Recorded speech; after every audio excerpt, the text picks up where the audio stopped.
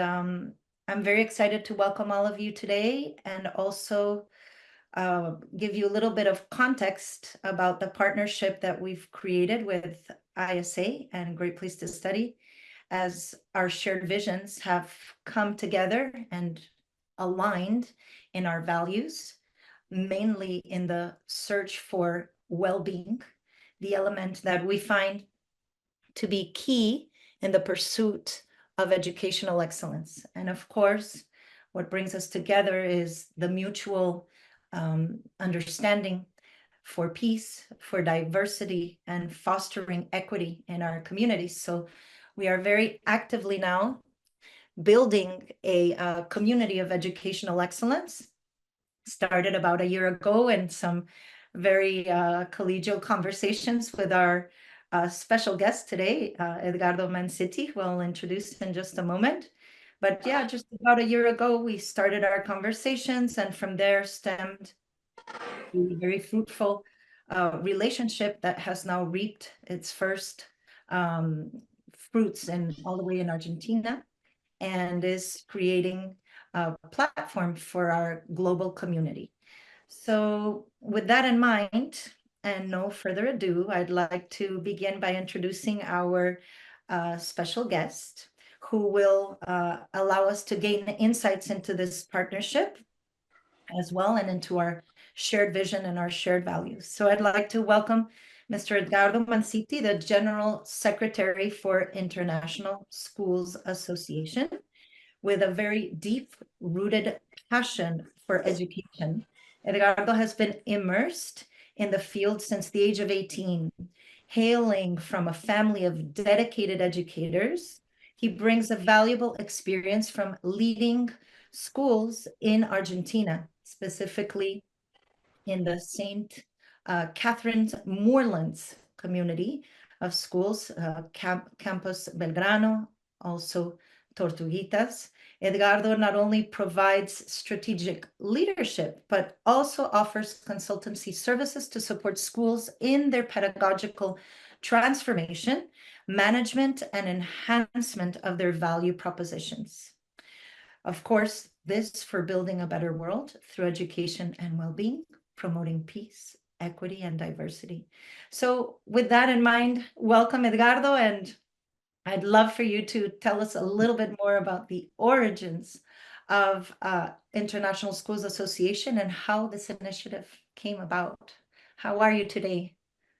Thank you very much, Andrea, and how are you to all of you? I'm Edgardo. I'm based in Buenos Aires, Argentina. As Andrea said, I'm the Secretary General of ISA since 2019, but I've been working in ISA since 2012 and the Board of Directors. Also, I've been in education since I was a baby, since my grandmother founded 2 schools here in Argentina 70 years ago. She was the first to bring the IB to Argentina, and I've been working. I started international relations, and I've been working in education since. So thank you very much. And just to tell you a little bit about ISA to start, ISA was created in 1951 under the consultative status of UNESCO and ECOSOC, and it was first thought as a think tank, and also to starting bridging the gap after the Second World War and working in our 2 main branches that we have, that is education for peace and education for sustainability. It was created by 4 teachers trying to look through history in another way, like global history and also geography in an holistic way. And it's the senior association in international education. And it was the first association that started looking at international education, not only for the sons and daughters of diplomats, but to all of the different students around the world. And back by 1960, there were 100 schools that started declaring themselves international schools. Our first 3 honorary member schools are, of course, the Geneva International School, ECOLIN, that this year is turning 100 years old.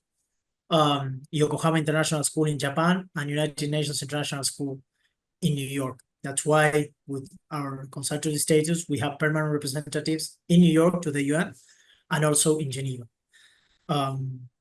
we are around 50 schools around the world in the 5 continents. We operate with a board of directors of 12 people.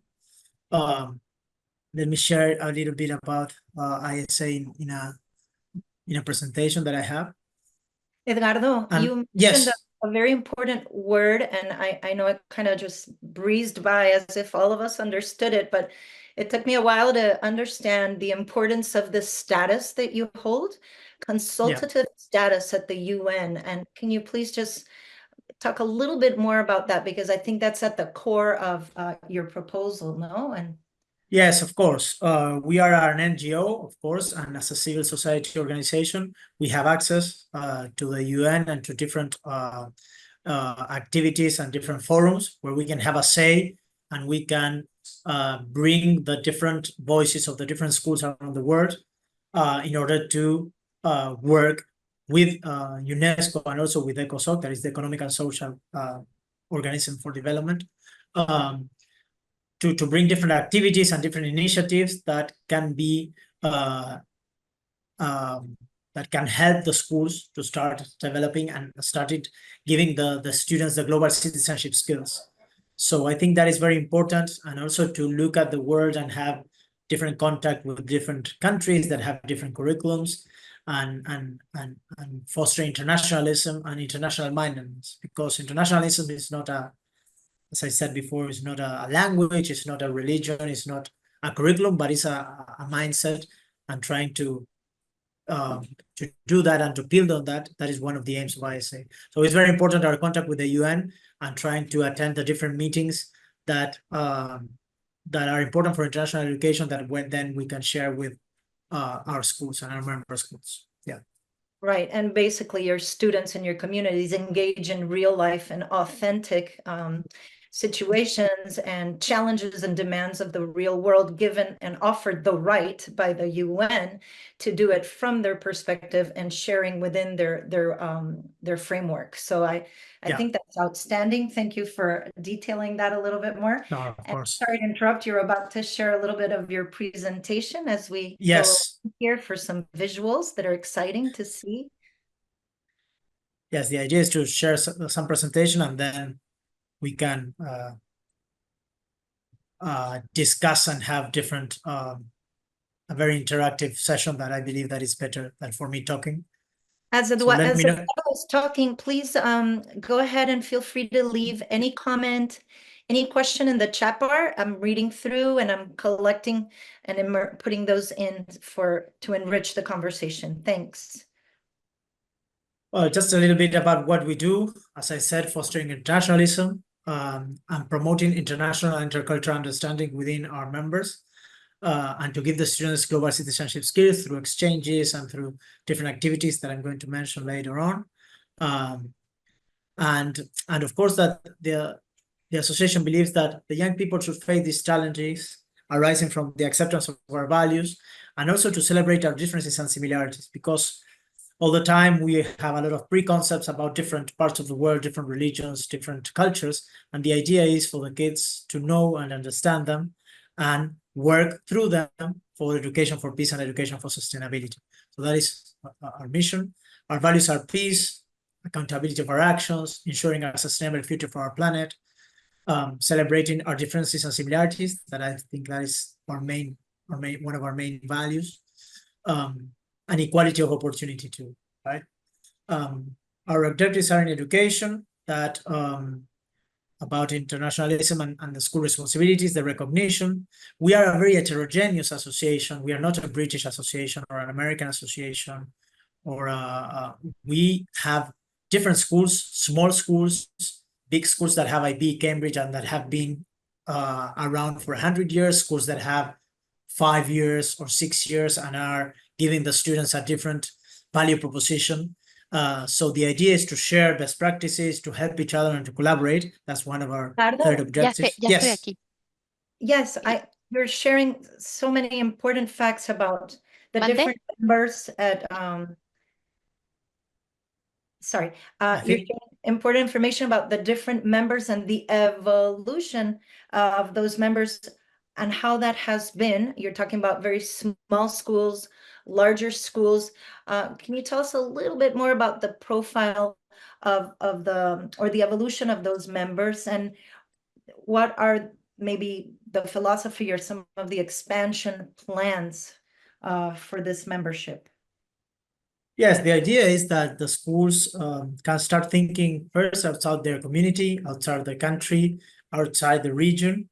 And with little experiences, the idea is also not to give. We know that schools have a lot of work and a lot of tasks every day in the whole academic year, and we try to encourage teachers to share what they are doing and just share it with the other communities in different parts of the world, and see what are the findings of those sharings through STEM projects, through joint projects, and the activities that we are going to talk about. But also schools that start internationalizing themselves. It's schools that want to share their experiences with others. And I always say that to be international, you have to be first a very nationalistic person, to tell the world what are your roots, what are your culture, what is your values, and then from there it's like think global and act locally. From there, the schools can start internationalizing themselves with these exchanges. And I think that the experiences and the exchanges between students and teachers are the main tool to give students this awareness and international awareness about what is happening in another part of the world. If I have a meeting with a person in India and it's Diwali, maybe it's a holiday and I'm not going to be able to talk to that person. The different time zones, like from the most little things to the most From the big things. Yeah. everyday, from the day to day to then more significant and long lasting impacts. Edgardo, would you say then that international mindedness or internationalism, as you called it, is one of the requirements, if there are any, to become an ISA school? Yes, the main is international mindset and trying to share and celebrate our differences and similarities. We have schools that are Christian schools, we have some Muslim schools, we have schools that are Jewish schools, and we have to share with all of them our different views and our different perspectives. And I think the reach of the debate is the differences that we have. In one of our activities that I'm going to talk later on is the richness about discussing the same topic and the same global issue that can be From well-being different points of view, from right? different perspectives. What is well-being for a Russian kid in Moscow? What is well-being for an Argentinian kid? What is well-being for a Mexican kid? What is well-being for a Turkish kid? And what do they live and what do they feel about them? And I think that the richness of the debate, the differences of perspectives and cultures. Edgardo, with such a global vision that you bring as the secretary, and having experiences where you are continuously connecting with schools from all the different continents, what would you say to our audience today are the key trends that you are finding that are driving international educational institutions today? I think the key trends are first, collaboration. I believe that we need to open our schools and also be brave to share what we are doing with different cultures and different countries. Also, to give a school a value proposition that is different from the school next door or from the school in another county in your country, because in the end you should give the tools for the students, and if every schools have the international curriculum or Cambridge, or we need to give much more personalized learning or project-based learning, but we need to do that with the international community, because I think that is a different thing that that students have. And for example, in one of our projects, for a 5-year-old kids that go home and said, "Oh, today we discussed aromatic plants with kids from Spain, from Turkey, and from Colombia." That is another open mind that you give your 5-year-olds, that you're not giving in a school that maybe is only focusing in one way of learning or in one religion or in one way of seeing things. And I believe basically you're transcending, the classroom, transcending that experience and making those connections. as you make those connections globally, Edgardo, do you see any challenges that that the schools might be up against, or that you have observed that schools are facing that have to do with this international mindedness? Of course, the challenges are the teachers, the resources, and have good teachers.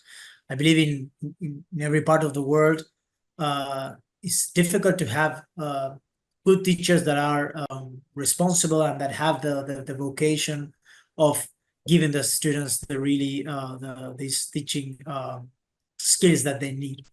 But I think that, as I always say to parents, the school are the teachers and the students and the parents. If not, they are very nice buildings, and the core of the schools are the people.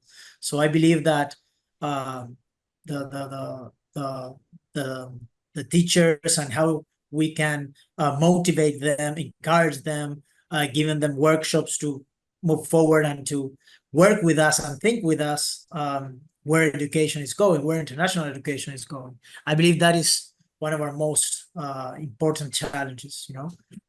Excellent. Well, I'm sure that the audience is really curious to know more about joining ISA. Tell us a little more about these activities that you Yes, of promote. course. Yeah. We operate with, as I said before, with a board of directors. Here are the officers. This is Narine Stas, is the chairwoman. That is the representative to the UN in New York for a long time ago. And our board of directors is very, of course, heterogeneous. As I said before, we have uh, board members from USA, from Malaysia, from Nepal, from the Philippines, from Russia, from Romania, from Italy, from Spain, from Argentina. So we have a very global vision about that. Our programs, we have internationalism. As I said before, there is a self-study guide that you can look at yourself and do an auto-evaluation about where are you at in terms of internationalism from all the community, not only teachers and the curriculums, but from the leadership team until the doorman of the school. I think that all the school need to breathe and to understand what internationalism is, and if you are a school that you're trying to open your doors to the world and to interact and be and have different skills to the students, but of course that could not happen without the families that accompany them, right? Then we have two curriculum frameworks: education for sustainability. One of our that I will tell afterwards. One of our partners is Eco Schools, that allows the human being to acquire different knowledge, skills, and attitudes and values necessary to shape a sustainable future. Education for peace. Also, that we have a curriculum framework that we can give schools to, like, as a base to start working with that, and of course we walk them through with the process and work with them.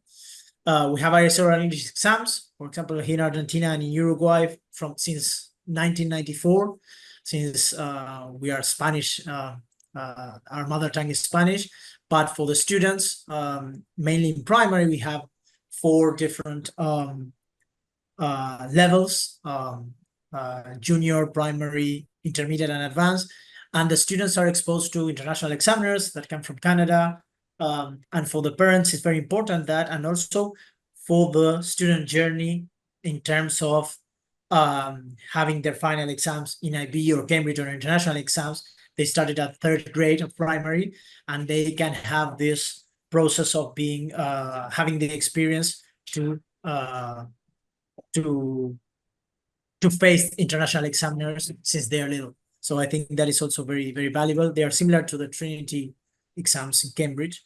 So Then membership, yes. membership to ISA provides or adds a great advantage to the student community in these three parallel lines to our Yes, of curriculum course. frameworks for peace, for sustainability that can be easily adapted and incorporated. And then we have this beautiful idea that students learn a little bit more how to become proficient in their examinations and guide them in that sense, making them, going from a novice to a very well prepared expert in terms of being able to have a successful examination, no? In that. Exactly. Also, we did a pilot with Russian students that it was writing and oral and writing this May, and it was successful. So we can apply this in different countries and different parts of the world. Of course, this was a virtual experience. Also, the other activities are through the joint projects that are based on the UN calendar. For example, as you can see, International Mother Language Day, World Book and Copyright Day. We select, for example, 7 international days in the year. We work with schools that have the Northern calendar, that from September to June, there are schools that are starting their academic year right now. And also we have the Southern calendar, like our school here in Argentina, that goes from March to December. That's why in August or in July, since it's a holiday, we do not have a joint project. But the idea is to have the host, one of the member schools is a host of the event, and it's very a very simple format in terms of, as I said before, not to give much more weight of or load of work to the teachers, but if you are celebrating the International Mother Language Day or International Peace Day that is coming on the 21st of September, it is to share through some goals and some objectives that you have. And we have asynchronous and synchronic, of course, meetings through Zoom because of the time differences. Bear in mind that we have schools in Japan and in Colombia, and the time difference is much more than 12 hours, for example. So we have some asynchronous and synchronic meetings, right? Of course. So also we have if you're a member school, going back you to can that participate idea of collaboration, which you said is an essential element for internationalism, giving students voice and giving students choice and being able to participate and make these projects their own is happening in an online structure, synchronous and asynchronous, but also you have these in person, or let's say meetings that are held at least once a year. I'm familiar with one that just took place in Mexico that was hugely successful. Can you tell us a little bit more about those kind of collaborations?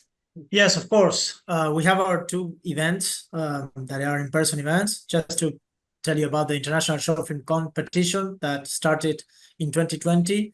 And it's very popular that the students have to do a 3-minute video about the global topic that is in line with the Youth Leadership Encounter. That is our main event. And it has been very successful to last year. So that is another way where schools can participate in an artistic point of view about the topic that they have to discuss. And moving through that Andrea was saying, these are our main events, the Youth Leadership Encounter and the Mall of 19 Nations, that we do it with one of our partners, WAFUNA, that is the World Federation of United Associations, and they have their base in Geneva and in New York too. And the Mall of 19 Nations, we did it online 2020 and 2021 as a Youth Leadership Encounter, and because of the pandemic, and that was very successful. And this year we started attending in person in New York at the UN headquarters at the end of January, the beginnings of February, where we have around 800 students. Where of course the organization is WAFUNA, the one who organized the event, but ISA support that with the delegation and of course with the spreading of the word to the different schools around the world to attend this event. And it's very important for kids because the closing and the opening ceremony, it's at the actual General Assembly Hall, where next week is going to be full of presidents discussing the agenda of the world. They are there at the beginning of February, and for them it's amazing. I was there back in May last year, and for me it was amazing. So I believe that for the kids, 800 kids, ISA sent a delegation of 50 kids last year from Andorra, Nepal, and Spain, and they participate, they gain prizes. Of course, there are a lot of Mall of 19 Nations, but this is the most accurate in terms of it imitates what is happening real in the real UN, they I have was been just, accredited, I was as a just model gonna of the United mention Nations. that, Edgardo, that many of our schools that are familiar with the Model UN, how, thank you for highlighting how this is a little bit different or more in depth. If you could just explain that part a little bit more for all those schools that are here present that already work the Model UN. Yes, because they work through consensus, and of course, Bill Yotif, that is the one who then give all the different webinars and the different sessions of the workshop for students and for teachers. They work as the UN works every day. In other more than United Nations, you have a veto power in the in the Security Council, and you can like be opposed to different position papers or resolutions. But really, the UN works not through unanimous, but through consensus, not through unanimous votes, but yes, through consensus. And Bill explained it very well. And the kids learn another way to interact, to defend different countries. That maybe I think that is also the beauty of Model United Nations, that you have to put another hat and defend the economy of Vietnam and the economy of China. And maybe you do not agree how they do that, but you are a Chinese delegate in that position and at that time, and you have to be as if you were. And I believe that for the kids is very good, because they compress a lot of information. They have to study a lot geopolitically. They have to understand the world. And if they are used to have different activities and different experiences with students in different countries, for them it's much more easier to have these global citizenship skills that we talked in the past. So I believe that is a really good experience and lifelong learning experience for the students. And the other main event that this is just 100% ISA is the Youth Leadership Encounter that has been happening since 1970. And the students have 1 week of event in different parts of the world. Of course, one of the host is the school, some member school. And they share not only an academic experience, but also a cultural experience. For example, in 2017, we discussed migration, and the students had to present what they were doing with migration in their countries, in their communities. They heard from testimonies of a Syrian student about what was happening, of companies, private companies and public companies. So they have a 360 understanding about migration, not only what they're doing in their home countries, but also what is happening about migration in different parts of the world. It was not the same in 2017 in Europe than in America than in Asia. So I believe it's really important, because the students understand different things. And of course, we have almost around between 80 and 100 students from different parts of the world, and they have to work together with different visions, with different perspectives, with different maybe if you are too forward for one culture, is really maybe disrespectful. If you are not too forward, you are maybe not leader enough. So I believe there they have to work each other and to understand themselves. And how refreshing that they can do it from the perspective of their peers, yet from a different part of the world, and not just sitting in a classroom passively Exactly. acquiring knowledge. So these two different modes of learning actively, which is what we are so much so much seeking to make experiences student-centered, could be one of the great highlights that ISA brings to our schools, no? Yes, of course, and the youth leadership encounter has been moving all over the world. So as I said before, it was migration in the UK in 2017, 2018, it was in Jaipur in India, another context about food and ethics. 2019 was in Valencia in Europe, in Spain, about artificial intelligence in education. As I said before, 2020 and 2021 was an online World of 19 Nations because of the pandemic. 2022 was climate justice. So as you can see, there are global issues that also are discussed in global forums like the UN, like COP. All of these topics are very relevant for students. Climate justice Who was in raised 2022 in Milan, and 2023 in Mexico, as Andrea was saying, well-being and mental health.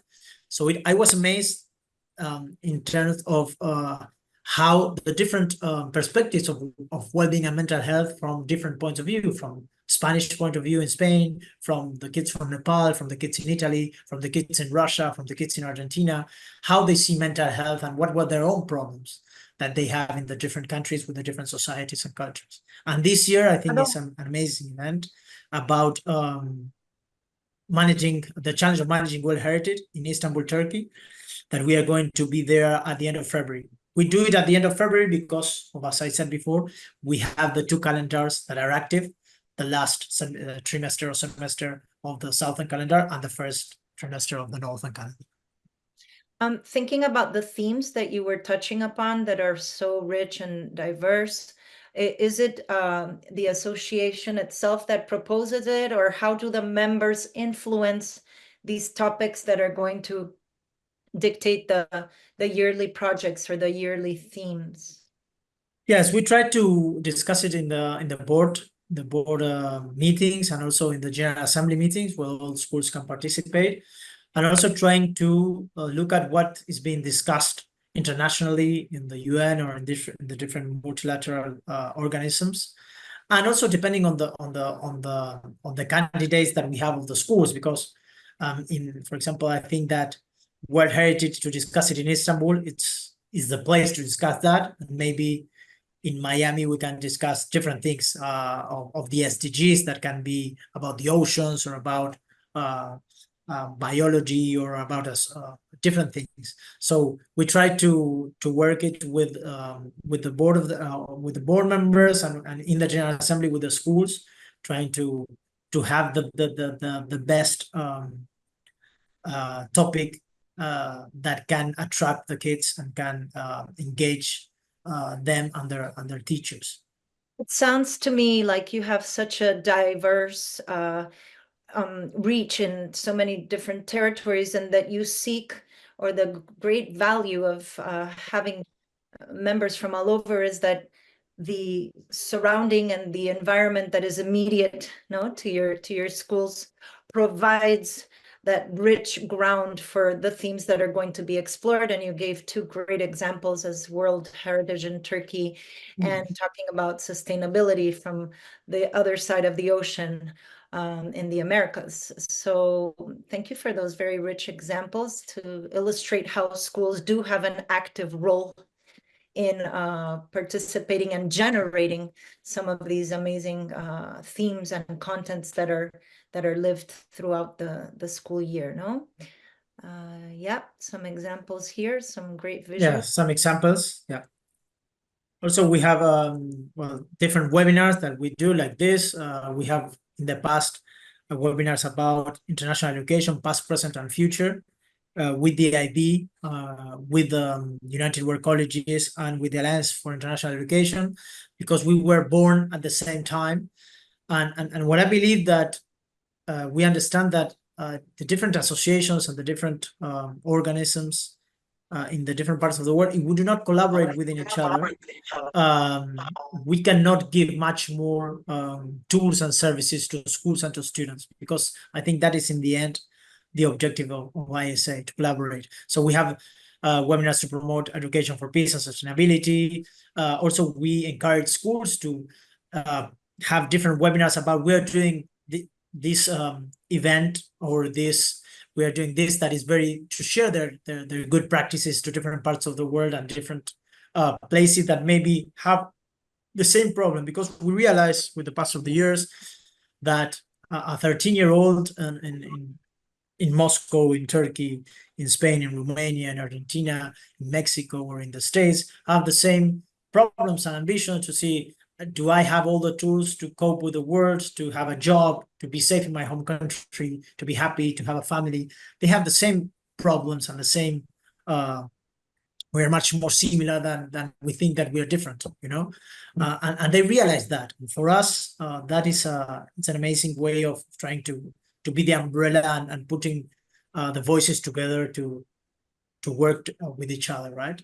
Yeah, it sounds like you set the stage for everybody to come on board and take advantage of these collaborations from different parts of the world, making it very friendly, very easy, and all the time making these decisions based on how your youth will take advantage and be able to share in their have a shared experience in their formation.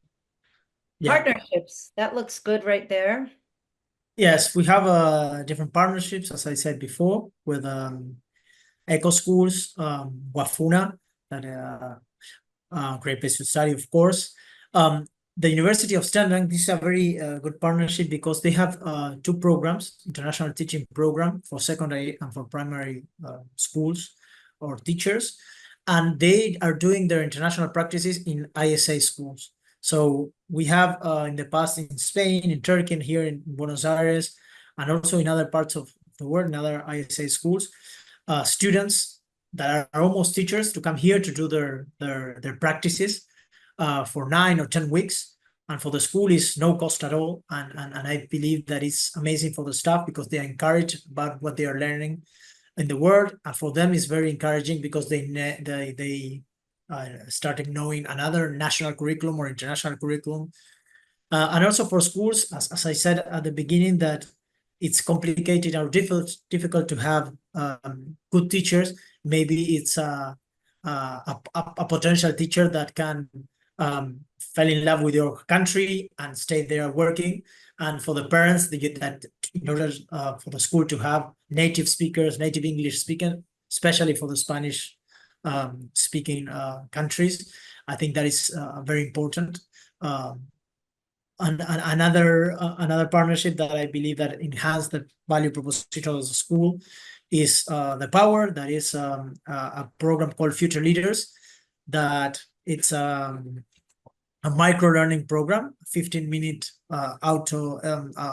autonomous learning with a platform and a 50-minute lesson, and you can give at year 10 students like all the skills of a mini MBA, where they learn about business model, Canva, lean startup, Entrepreneurship, yeah. yeah, to be entrepreneurs. We have piloted this program last year, and this year we have around 100 kids.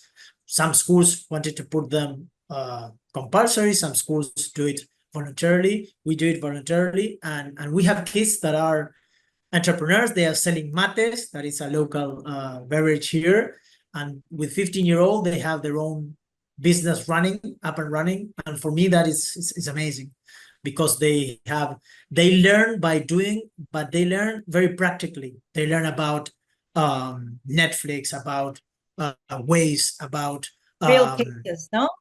real cases that they use all the time.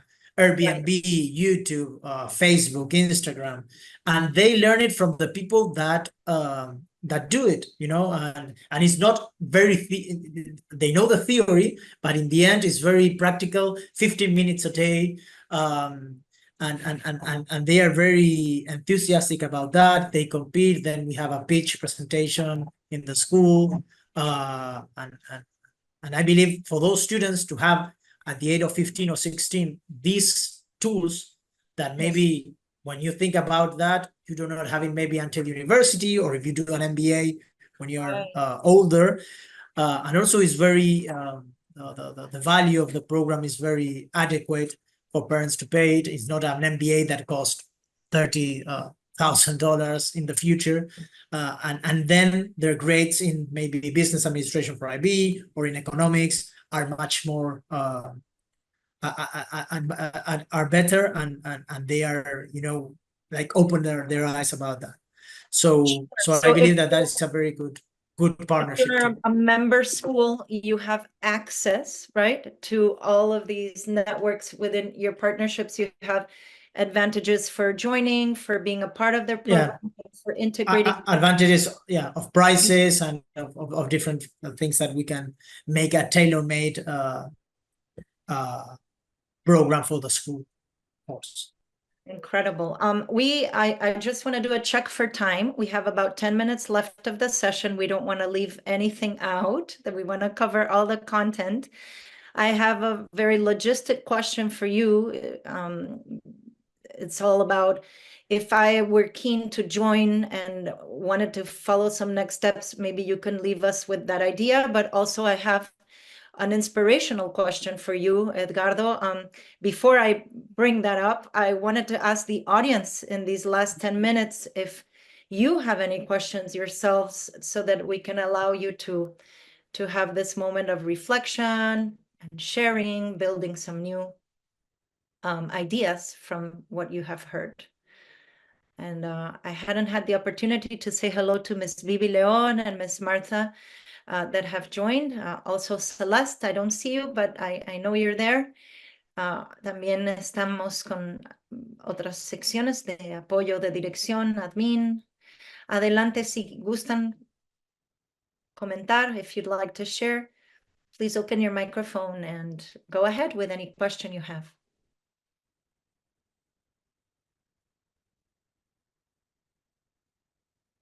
While you're making up your mind about questions, I had one logistic one, Edgardo. If I'm a school that is interested in what I heard today, what do I need to do or how can I get closer to ISA? What do you recommend? Yes, I recommend I can send you, of course, all the information to fill the application, to look on our website and learn about us. And also we can schedule a private meeting where I can explain in detail how we can help the school, because the idea is to work with the school very personalized, and of course to know about the annual membership fees and how we can help the schools to internationalize or to start or if they are to gain different experience for teachers and for students. So I recommend you, if someone wants, you have my contact, or I will send my contact to Ramon and he can send it to you, that you write an email and we can have a session, and of course you can go online, you have the application form, and then we can move forward from there too. Excellent. So we'll keep those contacts open. I want to acknowledge Mr. Prisciliano Cervantes, who has just joined us. Welcome, Prisi. We're happy to see you. I know you're joining at the end, but sorry. Good morning. We will be having another session on Thursday, September 12th. The session will be hosted in the evening to provide for the two alternate schedules, and it will be hosted in Spanish, so don't miss that, or please invite colleagues to come along. We were just getting to the end and wrapping up a little bit. I want to end with some inspirational words. Edgardo, I'd love to hear a little bit more about your vision, which is rooted in this family passion that you described from the beginning since your childhood. Can you tell us a little bit what you would like to see in the educational landscape that's coming up? Yes, what I would like to see is that we have, as I said before, students that are much more exposed to different experiences, to continue collaborating and doing STEM projects or joint projects with ISA or with different associations, to share experience and good practices where everyone can share their vision, and to not, sometimes we as schools put ourselves in different boxes, like IB schools or Right. Christian schools or academies of this or that, or American schools or European schools, but trying to nurture from our differences and transmitting and encouraging this internationalism, to really work and build an education for peace and sustainability. Because if we do not have that, then we do not have anything in terms of there's no planet B, and we need to, and a lot of time our students, our kids, our sons and daughters are the one who push us to recycle, who push us to bear in mind about the earth, who push us to tolerate and to not have a lot of preconcepts about a lot of things that maybe we as adults have. So I believe we need to continue giving these our students that are the future, the leaders of today, not the leaders of the future, these global citizenship skills to work for an education for peace and sustainability. I believe that we need to do that and trying to the different than we are, the better in order to work together. I believe that that's what we need to keep doing. That's an excellent idea. I think you've said it really well. We need to, as schools, practice what we preach. We want all the time for our students to be open-minded. So let's be open-minded ourselves and not label ourselves in those boxes or predetermined by the certifications that we have or by the accreditations we might hold. But let's keep that openness so that we can transcend, the walls of the school into that very lovely analogy of first, let's have the pride for being local so that we can then act locally and think globally. I love that expression you used, Edgardo. And I have a note here that Ramon left for me. It's about your crystal ball. If you have one, can you please bring it out now? And can you look into it and tell us what you think you might see in this blurry maybe area that you have clarity? What do you envision for schools in the next 10 years, maybe? What might that school? Yeah, I believe that in the next 10 years, schools should be much more personalized. I believe with artificial intelligence is here to stay. I believe that we have much more students that have different capacities. They have different bases in learning. And I believe that in the future we would have schools that are like more than like Netflix, like I'm going to choose this student journey series about what I want to learn, and we should be much more collaborators and assistants and to serve the students in their own student journey that they are going to be, or they are the protagonists of their own education. I believe that we will have much more multi-level students that we need to group them not because of their age, but because of their knowledge of different topics. Also, I believe we should have much more flexible spaces in schools, like hyper classrooms, like co-working spaces. There are a lot of schools that have already that, but I believe that we need to move that direction where students can investigate, and also to give them that thirst of learning, because I see a lot of students that sometimes are very bored at school, and that illusion to learn and to see what's next, and to see to be a lifelong learners. I believe that if we do not try to give them and give them that seed, that would be complicated in the future for them. So more or less, I think that's my vision, that we need to be much more at service to our students, and give them much more flexible experiences, and for them to start building their own journeys.